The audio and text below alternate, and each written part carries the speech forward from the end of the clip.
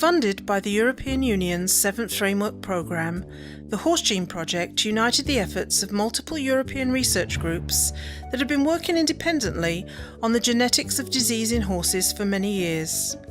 Using reliable state-of-the-art genomic technologies, researchers from Sweden, Belgium, the Netherlands and the United Kingdom set out to identify genetic markers for heritable diseases in horses.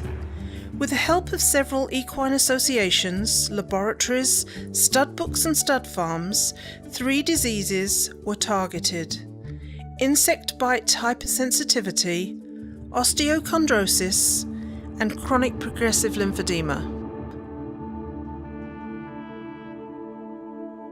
The strength of this project is that you bring everything together and that you have this consortium of different scientists and they all look from a different point of view to the same problem, and that way you come to insights in the diseases that we would never have had if we would have continued on our own.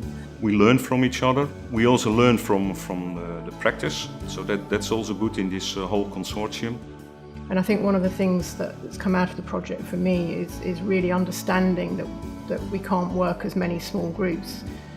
It's particularly in the horse industry, it's important that people get together and work together and make the best use of the data that we're generating. It's obviously an expensive exercise in generating this kind of data. And I think this project's a really nice example of how groups can work together, and hopefully we'll take that forward with other groups worldwide.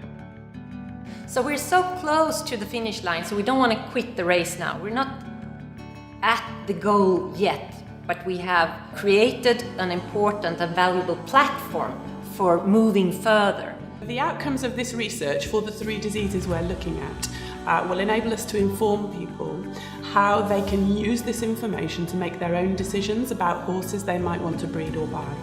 In other words, if there are genetic markers where we can identify that certain sectors of the population are susceptible to these diseases, breeders can then decide how they deal with that information. And indeed, market demands might indicate that people select against using horses which are carriers for these conditions.